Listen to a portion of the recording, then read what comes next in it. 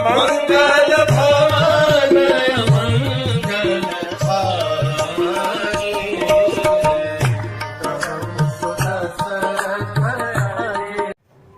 हरे कृष्ण।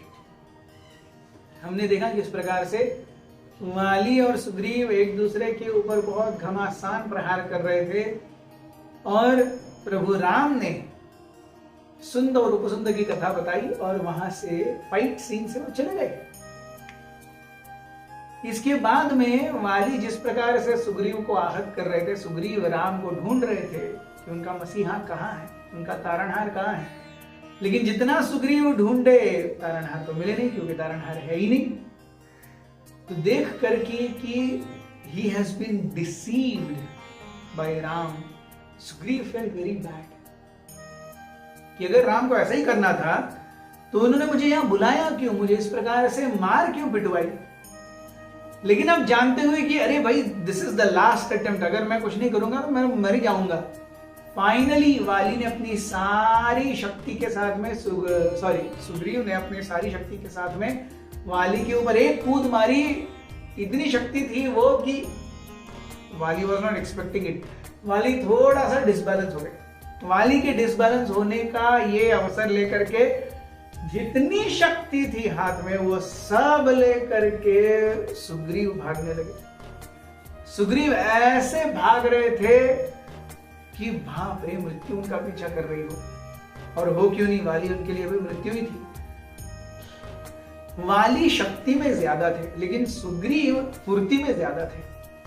सुग्रीव अब फुर्ती में वाली को आउटशाइन कर रहे थे। वाली देख रहा है, वो उनको कैचअप करने का प्रयास कर रहा है, लेकिन कितना भी हो जाए नहीं हो पा रहा है उससे। सुग्रीव जानते हैं कि अब मुझे कैसे भी किष्किंधा की उस सीमा तक पहुंचना है, और वाली भी यही देख रहे हैं कि कैसे तो मुझे सुग्रीव को ऋष्यमुख पर्वत की सीमा तक जाने से रोकना है। लेकिन यहां पर सुग्रीव तो चले जा रहे हैं। जैसे ही सुग्रीव बहुत पास आ गए, वाली मेड अ फाइनल अटेम्प्ट। अपनी पूरी शक्ति से दोनों थक गए थे, दोनों चूर हो गए थे, किसी के अंदर शक्ति नहीं थी इतनी।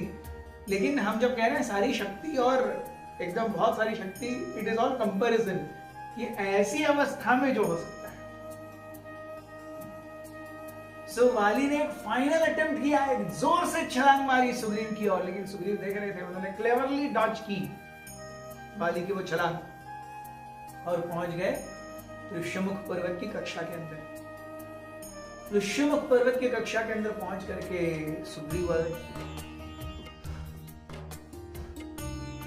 उस कक्षा के बाहर वाली भी सेम।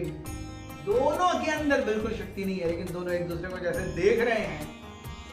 10 हाथ का अंतर है दोनों के बीच में, लेकिन वाली जानते हैं ये 10 हाथों का अंतर अगर वो क्रॉस करेंगे तो सीधा मृत्यु मुख पहुंच जाएंगे। तो वाली उस तरफ है, सुग्रीव इस तरफ है।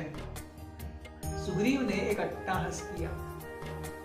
वो अट्टाहस क्रोध, और जैसे आज हम कॉलोक्वियल लैंग्वेज में ठेंगा दिखाने के बराबर, अरे वाली इतना सब कुछ होकर के भी तो मेरा कुछ नहीं कर पाया, ऐसी हंसी सुग्रीव ने की। वाली अपने दांत ओठ चबा करके बोलने लगे, सुग्रीव इस बार तू बच गया, लेकिन अगली बार तुझे पक्का मेरे हाथों में मृत्यु है। वाली पीछे मुड़ गए, सुग्रीव ऋष्यमुख पर्वत की ओर मुड़ गए। सुग्रीव ऊपर आने के बाद में उनकी आंखों से खून बह रहा था, उनके नाक से खून बह रहा था, उनके मुंह से खून बह रहा था। उनको कई सारी खून की उल्टियां हुई और सुग्रीव सोच रहे थे कि ये क्या हुआ, ये क्यों हुआ। अगर राम को मेरी मदद नहीं करनी थी, उन्होंने मुझे क्यों पिटवाया। और यही चीज उनके मन में चल रही थी। वो जाकर के राम के सामने खड़े हो गए। राम, अगर आपकी इच्छा ही नहीं थी मुझे बचाने की, तो क्यों आपने मुझे इस प्रकार से आहत करने की चेष्टा की? Why did you make a show that you are my friend and you will completely take care of me? प्रभु राम ने इसका उत्तर दिया। क्या उत्तर दिया? और उससे सुग्रीव प्रसन्न हुए और बाकी नल नील तुरा और हनुमान जी का क्या हुआ ये हम देखेंगे। बने रहिए हमारे साथ।